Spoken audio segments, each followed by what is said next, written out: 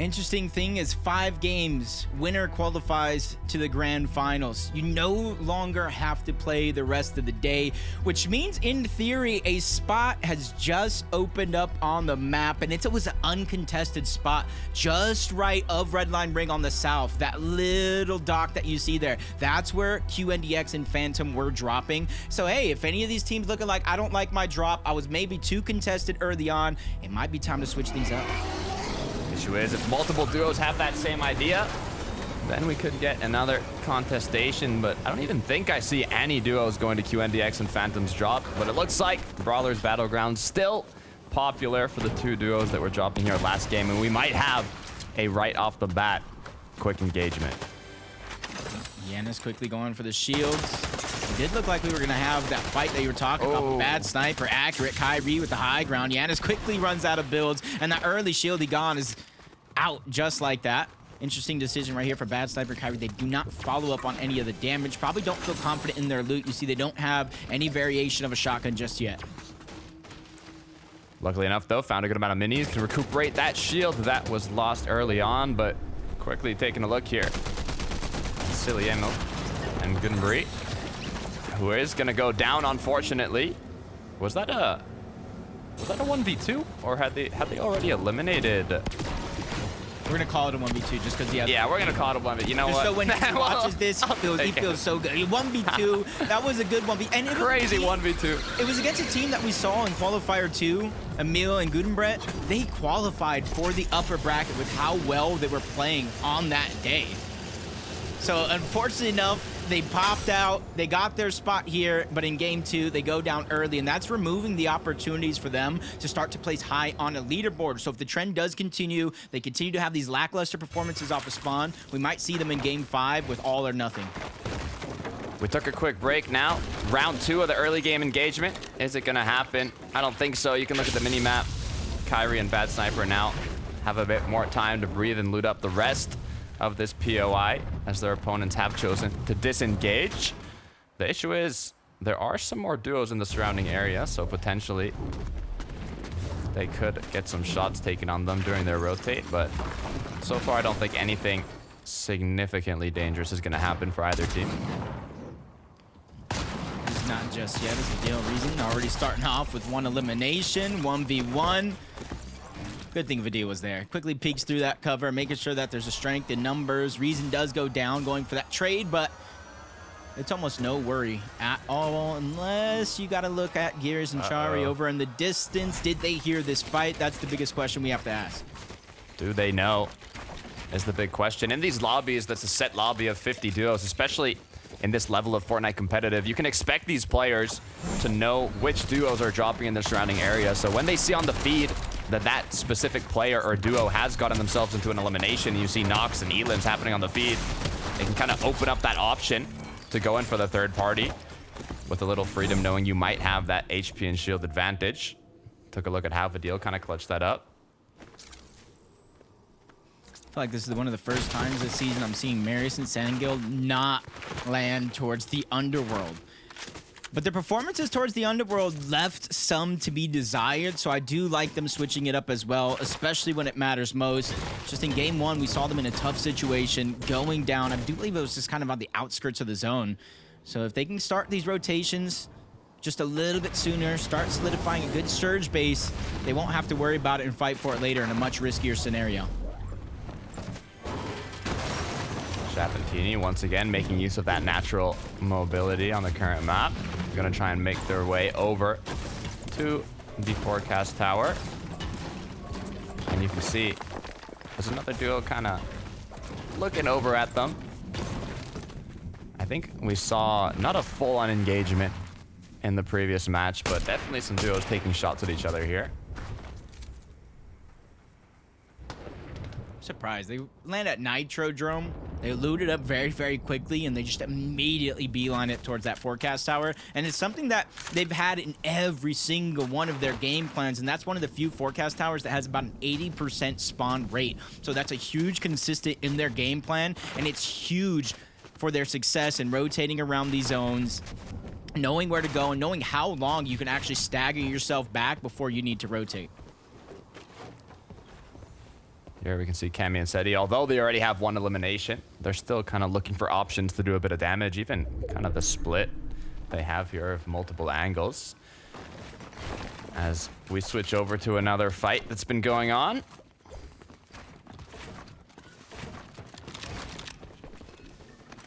Focus and Belusi. They know at least one player is down there. They got one elimination. So it's just about finding this solo, being able to clean it up. But how much space does the solo have down below? How much of it is his? Because you know as well as I do, when you're in these tough situations, you build, you make space, and it makes it easier for you to go in and out of these builds and kind of defend yourself. And I think that's the hesitation from them dropping down and trying to fight it. What I like about these semifinals is a good mix of competition and skill. I mean, you've got a total of 495 FNCS finals appearances, 23 titles, but at the same time, you got 25 players competing for their first ever FNCS finals. So you got to be careful with the Titans that might be playing aggressive. As Belusi and Focus are trying to connect that last shot needed for this elimination, but the more time they take, the more difficulties they'll have later on. Maybe took a bit more damage than what they wanted to. However, they secured the 2 elims. They got a bit of extra loot now, and it could have been worse. Our first sighting of the new POI, Shipwreck Shallows. We don't get a clean look at it, but I saw this kind of area of map was at least triple contested, maybe even a 4th team, and I think that eases up the pressure of having to make that big risk to fight what was such little loot over here, and I think the addition of this just in time to allow a little bit more flexibility in these lobbies. Squeezy and Thomas from Classy Courts rotating all the way down. Quickly, too. Chico in his surge base, you can see from afar. As Potosai and Snazy are still up here by Mount Olympus, trying to do what they can to hold the rotation from the opponents here. This is a good opportunity to get a bit of damage without putting yourself in much of a risk. But you do have to connect those shots. Yeah, it's something we've seen a lot of teams do, and even though they can beeline into zone, if they backtrack just a little bit outside of Mount Olympus, they can Flowberry Fizz, they can launch pad back there, try to pick a much better spot. So there's a luxury here for Potosai and Snazy, staggering themselves back as long as they have the HP, whether it's a Colo or a medkit. That's going to be the big defining factor of this game plan. A CZB Nathan already here in a scuffle towards this top side of the map towards Classy Courts, and they don't want anything of it. They see the zone is pushing on over towards the north, and they know more and more teams will begin to rotate in this direction, so they got to make these decisions very, very quickly. Am I fighting? Am I disengaging? And with 2 more teams closing on that distance, potential threats, I do like this decision from Nathan and CZB just to disengage, get a better spot, maybe even a little bit more elevation, and set up shop there. Nathan CZB are a duo that held tight in more games than any other duo during the qualifiers. So although we saw Thomas HD and Queasy go for it in game 1, maybe this time around we'll see things get shooken up a little bit. Swizzy here, current, well, tied actually for the elim leads now, as Swizzy I believe had 7 eliminations by himself in the previous match, so hopefully they can keep that momentum going as well. It is going to be a north zone close to Lavish Lair, so all these duos you can see on the southern side of the map will have to make a significant rotate. But like we've mentioned previously, with all the natural mobility on the map, the nitro rings, the flow berries, the cactuses, you can get to zone quite quickly without having to risk too much. I feel like that's been majority of their game plan, even their championship win. They're not necessarily a team that likes to frag out, get a high number of eliminations. They like to play more of a steady, calculated game plan. I think a lot of teams this season have been taking a step back from just all-out aggression and trying to put more strategy, more methodical plays kind of into the mix. I'm not saying everybody, though, because you do see some pushes coming out, especially a team like Chapentini. So I'm looking at Slove and Nate over towards Grim Gates. They do know a team is here, but you can see how long it's actually taking Takata because there's so much risk turning around any one of these corners and not necessarily knowing exactly where your opponent's at. Yeah, you gotta be careful with so many builds as well. Metal structures, you can't really see if anyone's hiding inside of a cone. As Slove was looking for an angle, but with unable to find one, now they're forced to go head on in if it's what they're looking to do. The nitros pop, the shots are connecting, but Slovade's gonna get knocked down. Nate as well, 28 HP, just one shot away from getting eliminated. They have secured a knock, but without having the HP and shield advantage, Various plays aggressive here. Might just be enough. He does. Let's say he has the advantage of knowing that knock is there, but Nate did heal up, so it's about an even fight between the two. Oh, peek out to the side. No sneaky plays for you. Quickly gets denied entry. Nate now going on the offensive, knowing he has a massive HP lead. Even baiting out the revive, forcing him in hook, line, and sinker. That's how you catch a fish, Takata.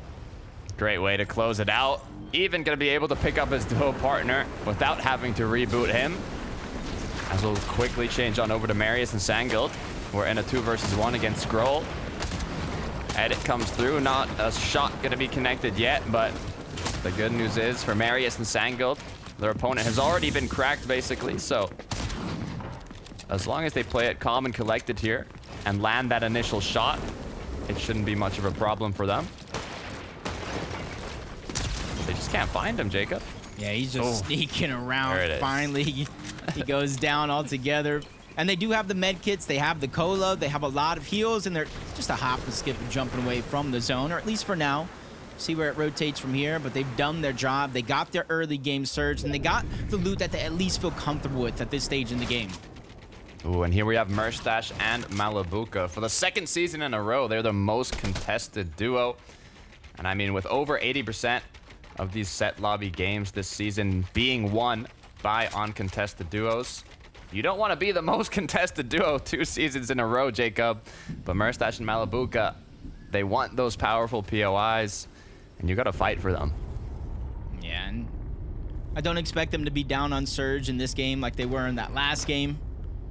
Especially with the red line rig medallion that grants you shields. You could be a little bit more risky, take some shots. And now with Rift Island, we've seen a couple teams try to battle for it early on. Tarp's a little bit of a mistake there, but he has to watch out because there's still so many other teams directly towards Rift Island and on the outskirts that can try to move in this direction at a moment's notice. Yeah, you got the mix of players just boxing up around the rift so they can use to rotate later. Other players trying to get the flag to capture Rift Island.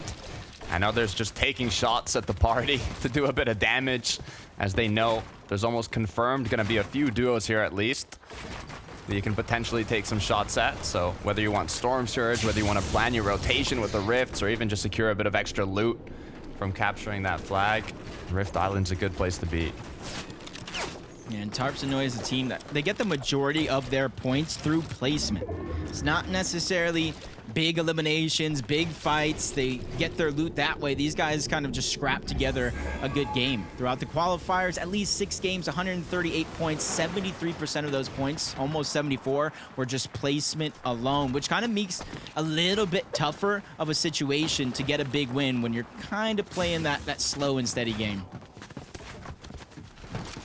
Taking a look at Lixie and Vico. You can see they know that Pixie and Yanis are here ahead of them. I wonder if they're planning to get maybe a 3-2-1 or just a bit of shots on before making their way into zone. But if you look, there's even 2 duos already boxed up inside of the zone ahead of them. So they might be looking back if they end up rotating in, or they might even be fighting each other. Now that I look at it, they're so close. But Pixie and Yanis don't look like they're in too much of a rush. They are missing a lot of materials though, so that could be why. And they got to be careful. This goes down to one of those heal-off scenarios. We know Storm Sickness has been a huge difference maker. There's Malabuka Merstash. We saw them in the distance trying to get Surge. Now they're 400 above. And there's a couple teams near them. They're feeling just a little bit more confident to try to push up. As High Drop and Wrist, one's directly there. Tidy and Lens just on the other side. And then 2, 3, 4 more teams on the outskirts that could look in this direction. One more just joining the fight, maybe on top or trying to use the Nitro Ring on that bridge to try to get out. Either way, this is becoming more and more of a dangerous situation to be in. Yeah, I mean, we saw what happened to Merstash and Malabuka in the previous match. They do not want to let that repeat itself, as damage has been secured. But for Harissa and iDrop, they have a long ways to go with just 31 above. could go below it any second now. As the pressure is on, the chaos continues. Players getting eliminated left and right, but it's going to be iDrop that actually secured one of those eliminations, bringing them up to 154 above alongside that extra loot. This should give them a little peace of mind where they can kind of focus up, re-loot, and plan their rotate. Yeah, they get like a fresher breath air right now. And because everything is slowed down, look at the direction they're at. They can flow berry, they can crash pad and try to get on over all of this madness. You see Malibu and Mustache using the Nitro Ring. They're trying to be one of the first teams out of this position. Because you saw literally moments ago, there was at least 4 or 5 teams fighting here. And really not having a focal point of where to go after, just fighting the next person next to you. And because they saw so many teams already rotate across the bridge and use the Nitro, Tidy and Lens feel like they have no choice but to use the Flowberry Fizz and the Crash Pad, which might work out for them. They got Polish boxed up. Tidy's being careful. The ramp is there, and that's a huge difference maker. He's just getting downed out in an instant. Polish may not have seen it coming, but it feels like he was prepared. Tidy unable to replace the Kona wrap in the box, leading to a couple missed shots is what caused his demise. Now his duo partner has been left alone. The opponents know that there's a solo close by. Issue is with zone closing, you normally don't want to waste too much time in these engagements, but if you look at the minimap, it's not too far from them. They might take the risk, but to be fair, it's probably safer to just get boxed in. I think they actually already have a metal box in zone and they just kind of tart back to the loot, so they should be safer now. Seeing that the zone has pulled a little further away though, they'll have to rotate quite the ways, so we'll see what plan they have. Yeah, just they have a good amount of med kits as well. Just on the outside of zone, trying to reassess the situation. I do sense a little bit of a crash pad play coming out. Otherwise, that far pool means they're going to have one of the farthest and hardest journeys to try to get to zone as possible. Chris and iDrop are feeling that same pain, and 118 below the threshold. A far pool and a lot of work to do before you feel safe and get there. Yeah, this is not the position you want to be in this time around, even with the snipes close by. A lot of damage to do and not a lot of opportunity close by. They might have to make a Mustache Malibuka type of play where they just full on go aggressive, because as the clock's ticking, players aren't getting eliminated and they're running out of time.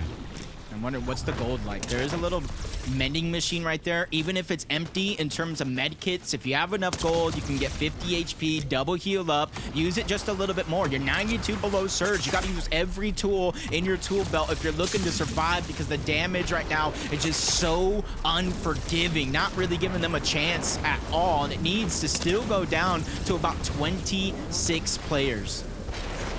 20 HP, just one tick left. iDrop goes down. Haris now has to become a one-man army. Unfortunately, one bullet is going to be all it takes to knock him back to the lobby. Queasy now has he been left alone. Thomas HD has been eliminated as well. Looking to take some shots back in the zone, but he's got to focus on the rotation, being so far away. The crash pad's going to be used. The cola as well. Is it enough though, Jacob?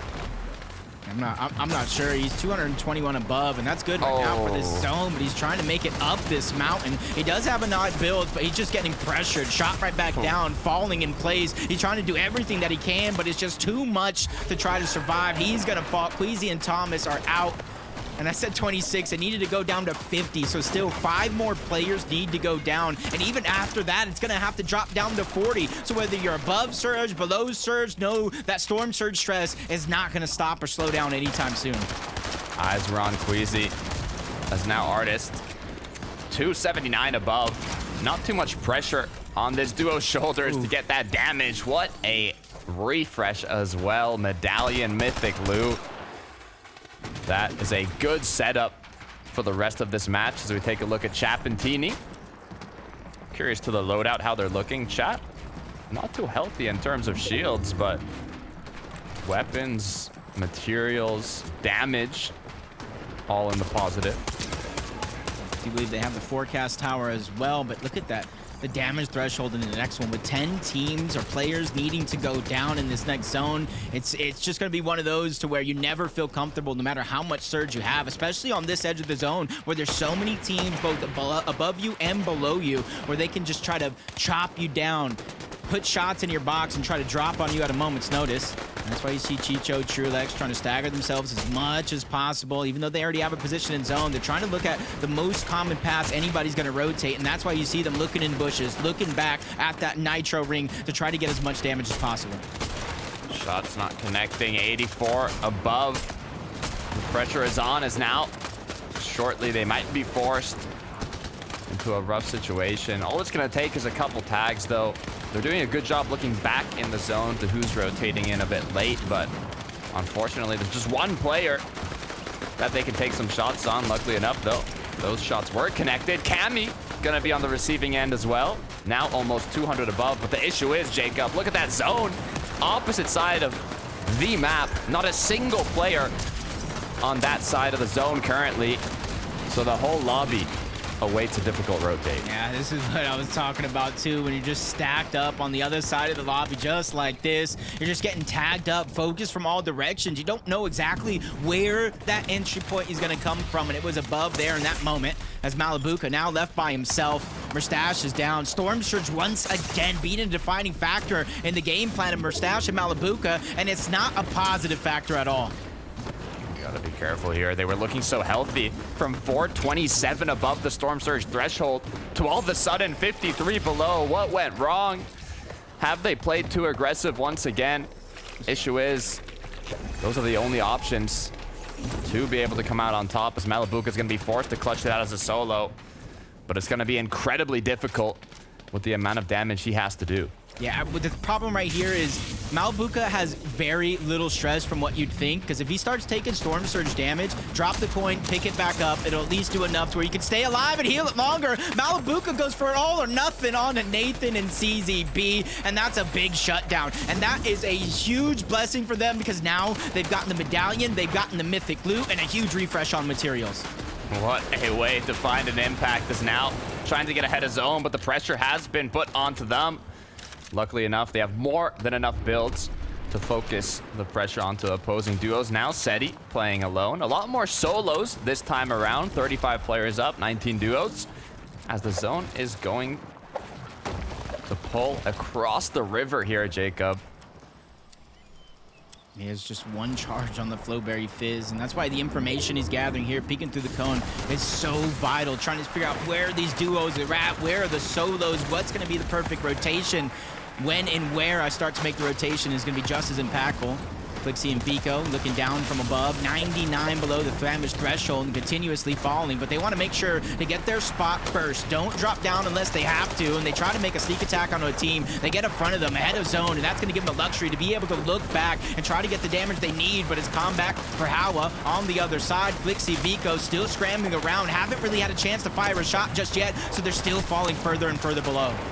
Tags is what they were looking for. Unfortunately, they put themselves in the most popular area of the whole lobby, with every duo dropping in their surroundings. Luckily enough, they made it out of that sticky situation, but Tini and Chap now looking quite strong. 5 eliminations. All they have to do is heal up a little bit here. I like the layer they're on as well. They have a lot of opportunity to look down in their surroundings for a bit more tags. They do have a crash pad, so high ground is definitely going to be a possibility. Fanayan and Della, they got to be careful. 10th zone, seemingly just a little bit too early, especially for situations like that, but that was just too far off to make any bit of impact. They saw it from a mile away and quickly connected some shots, and as soon as they see more and more teams trying to threaten the high ground, they dash right on over. And Nathan and CZB, because they were the ones trying to go for it, they gave a free connection and free high ground back on over to Fanayan and Della, even though it got chopped down.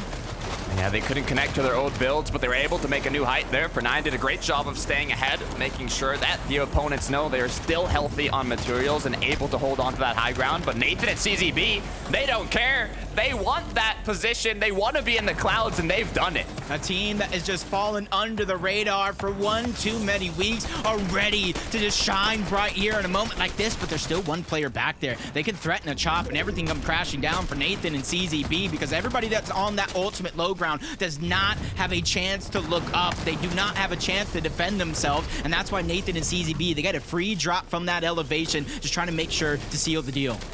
Nathan, CZB, the duo that held height more than any other duo during the qualifiers, are here once again with the same game plan, trying to use it as that golden ticket to the grand finals. All they have to do is hold on strong. The issue is, it looks like they're using wood. I think they're out of hard mats here. They're gonna be forced to take some shots down below, just like Clownski is doing here. Nice little elimination, but he gets cracked and eliminated. Everything comes crashing down, including Chap. Now Teeny's left by himself. Double shotgun's in the inventory. You know he's got to drop one. Doesn't want that delay, so it's going to be very, very tight here for him, but he's not ready to back down just yet. Doesn't want to go down low into the mud where all the chaos is really ensuing. He's trying to be that meat in the middle of the sandwich. He's trying to go through unnoticed. There's teams above and below all trying to bypass him, and they haven't even seen him just yet. Oh, be careful, though, as this duo is looking incredibly strong, staying ahead, but they got to be careful. No. Duo partner's gone down. Layer change, now up above. Has some opportunities to take shots on for 9, but he's got to be careful. Trulex and Chico picking up some big eliminations. Roller coaster of emotions in terms of the zone. Down goes Chico. Trulex now by himself. 5 different med kits. The first already going to be used. What do they have on the other side? Because it looks like a bunch of solos. CZB taken down on the high ground. Teeny's still by himself. No med kits, no HP. Almost looks like no chance. Do they know, though? You said 5 med kits in the zone for the heal off, but it looks like it's Tierney and for 9. The last battle here within the zone. Meanwhile, Trulex, calm, collected, using medkit after medkit. Will he have enough? 5 medkits. He's probably going to run into Storm Sickness eventually, letting these two guys battle out. Teeny's trying to drop layer by layer to get a surprise attack on F9. It works, but F9 living with just 3 HP. No medkits, no heals. He's like a flopper in the middle of the water right now, and Trulex is just healing off. Storm Sickness doesn't make a play. No, it does not. Trulex cancels the own medkit, finishes the deal. Trulex and Chico, welcome to the EU FNCS Grand Finals. What a close way to finish off the match. Staying in zone, popping medkit after medkit. But once he used that last medkit with just 11 HP, 2 ticks away from getting eliminated to Storm, he secures that final shot on his opponent that had just 3 HP and booked his ticket to the grand finals. What a way to close out the second match of the day. Yeah, it just looked so tough for a lot of these teams. You saw the zone going up mountains, down mountains, over water, cross rivers. Trulex and Chico were put to an ultimate test, and they knew perfectly. Everybody was in shambles. No real builds, no real med kits. I have 5. Let me just start my heal off early, and it worked to perfection. Nobody was in the zone left with anything but maybe just a sliver of HP. What a way to close it out. It's interesting, too. I mean, both matches that have been won today have been won by returning duos from previous majors. So it shows that that duo chemistry is important, but we've still got a lot to break down. So we're going to go to a quick break, and then we'll be right back for a way more action. See you soon.